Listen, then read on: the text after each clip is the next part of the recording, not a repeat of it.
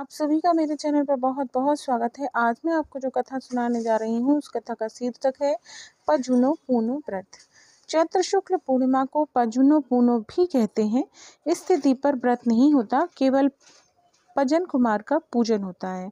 पूजन उसी घर में होता है जिसमें कोई लड़का होता है। यदि लड़का नहीं होता, लड़कियां ही होती हैं तो पूजा नहीं होती है। किसी के यहाँ 5 मटकियाँ पूजती हैं, किसी के यहाँ 7। जहाँ 5 पूजती हैं वहाँ 4 मटकियों और 1 करवा होता है। इसी तरह 7 में 1 करवा होता है। मटकियाँ चूना या खड़िया मिट्टी से रंगी जाती हैं। करवा पर हल्दी से पजन कुमार और उनकी दोनों माताओं की प्रतिमाएं लिखी जाती हैं। शुद्ध जगह लीप कर और चौक पूर कर बीच में पजन कुमार का करवा और उसके चारों ओर अन्य मटकियां रखी जाती हैं। ये सब मटकियां विविध प्रकार के पकवानों से भरी जाती हैं। बीच वाली मटकियों में अधिकांश लड्डू ही रखे जाते हैं। चंदन, अक्षत, धूप, दीप नैवेद्यों से मटकियों की पूजा करके कथा कही जाती है। एक स्त्री कथा कहती है, बाकी स्त्रियां अक्षत हाथ में लेकर बैठ जाती हैं। कथा समाप्त होते ही वे सब मटकियों पर अक्षत छोड़ती हैं और मटकियों को दंडवत करती हैं। तब लड़का सब मटकियों को हिला हिलाकर यथास्थान रख देता है। पजन कुमार की मटकी में से लड़का लड्डू निकालकर माँ की झोली में डालता है। तब माँ लड़के को लड्डू या पकवान देती है और फिर सब घर के लोगों में मटकियों का प्रसाद वितरण किया जाता है। प्रसाद बांटते समय कहा जाता है, पजन की लड़ुआ पजने खाए, दौड़ दौड़ वही कोठरी में जाए। कथा। किसी समय वासुदेव नामक एक राजा था। उसकी 2 रानियां थीं। बड़ी रानी का नाम सिकौली और छोटी रानी का नाम रूपा। दोनों रानियों में से संतान एक की भी नहीं थी। छोटी रानी रूपा राजा को अत्यंत प्रिय थी और सिकौली पर उसकी सास ननद का अधिक प्रेम था।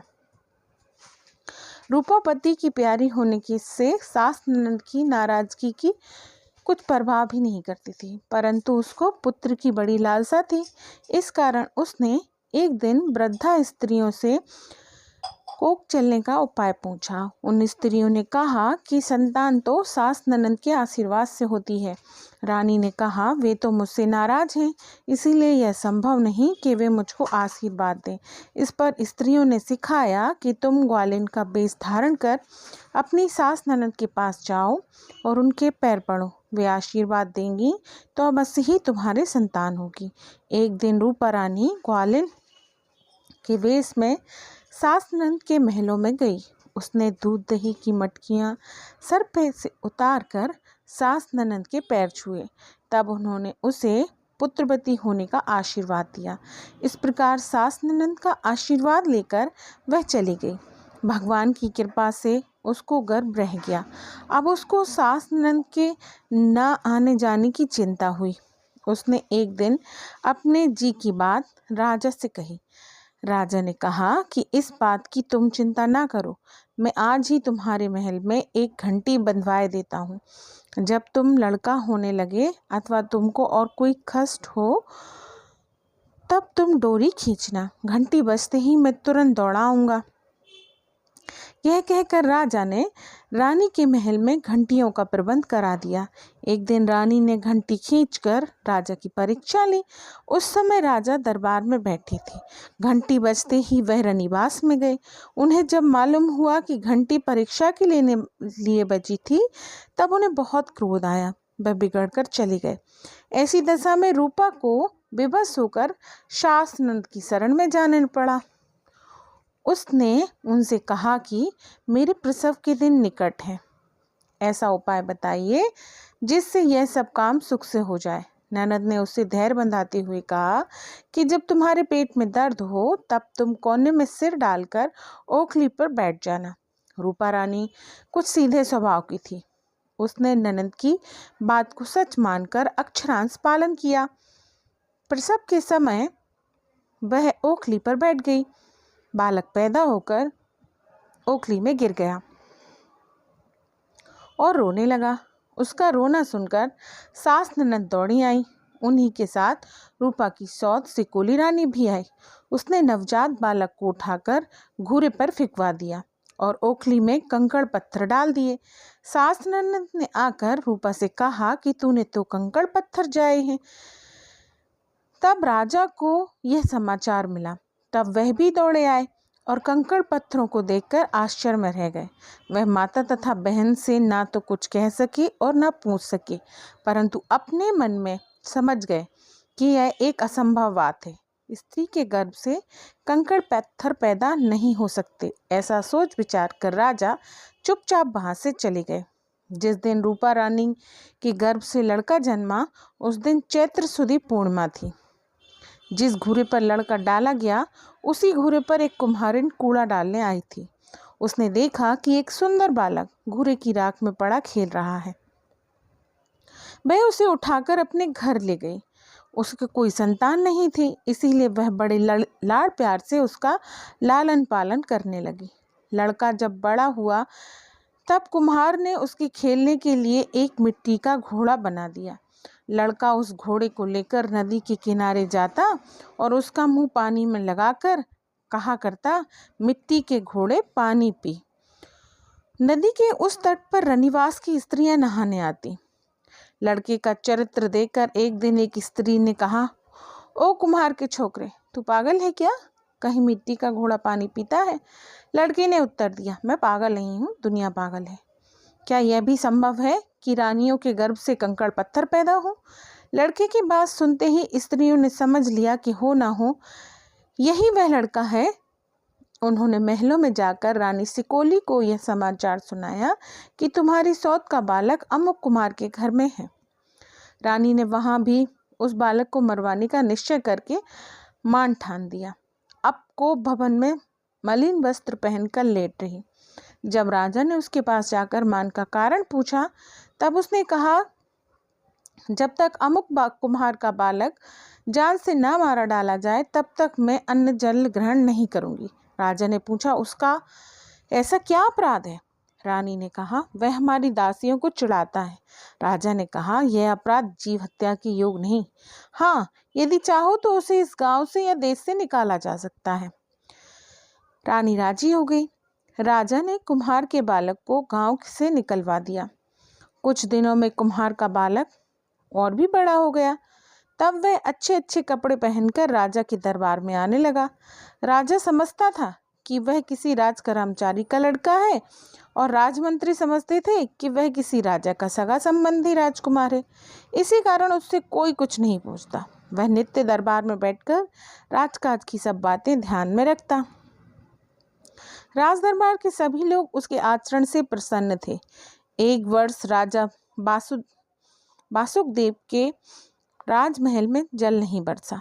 तब पंडितों ने सलाह दी कि यदि ऐसा रथ चलाया जाए जिसमें राजा रानी कंधा देकर बैल की तरह चलें और कोई चैत्र सुदी पूर्णिमा का उत्पन्न हुआ द्विजातीय बालक रथ को हाँके, तो जल बरसेगा। उस अवसर पर राजकुमार ने कहा, मैं पूर्णिमा को उत्पन्न हुआ, मैं रथ भी चला सकता हूँ। युवक की बातें सुनकर रथ चलाने की सब तैयारियां की जाने लगी।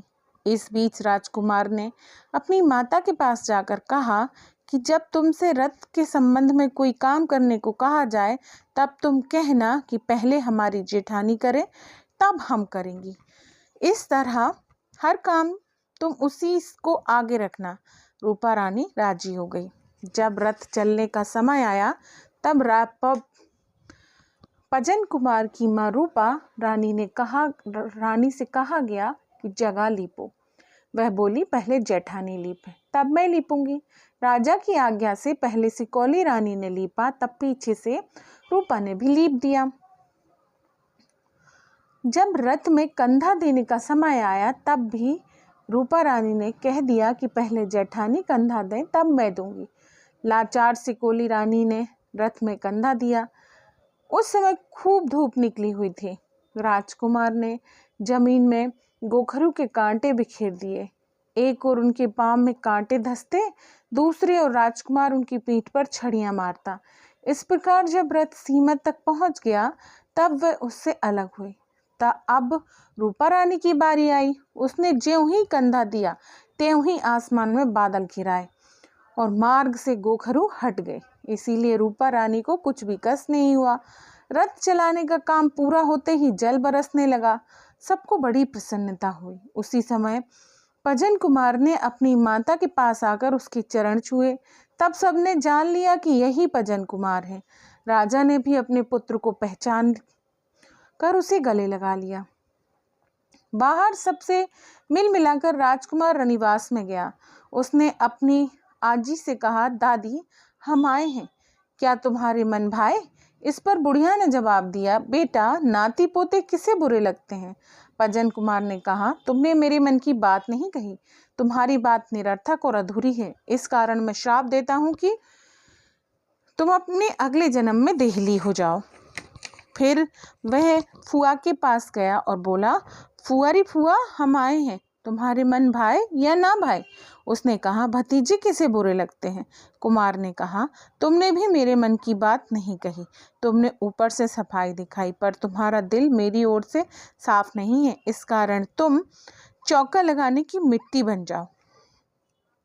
उसके बाद वह सौतेली माँ के पास गया और बोला, माता हम आए हैं, क्या तुम्हारे मन भाए? उसने जवाब दिया, आए सो अच्छे आए, जेठी के हो या लोहारी के, आखिर हो तो लड़के ही। तब राजकुमार ने कहा, तुमने भी मेरे मन की बात नहीं कही। तुमने दो रूखी बातें कही। इस कारण तुम गुंजा होगी जो आधी काली आधी लाल होती है। अंत में राजकुमार अपनी माँ के पास गया और बोला, माता हम आए, तुम्हारे मन भाए कि ना भाए? उसने जवाब दिया, बेटा भले आए। हमने न पाले न पोसे न खिलाए न पिलाए, हम क्या जाने कैसे आए। उसी समय वह किशोर वह राजकुमार नवजात शिशु के रूप में होकर कहाँ कहाँ रुदन करने लगा। माँ उसको गोद में लेकर दूध पिलाने लगी। तब राजा को यह समाचार मिला। तब उन्होंने शिशु को देखकर प्रसन्नता प्रकट की। आप से आप तोपें दगने लगी और सारे राज में आनंद बधाई बजने लगी। कहते हैं पजूनो पूनो की पूजा का प्रचलन लोक में उसी दिन से हुआ। यह थी हमारी कथा पजूनो पूनो व्रत। मिलते हैं अगली कहानी में, तब तक के लिए नमस्कार।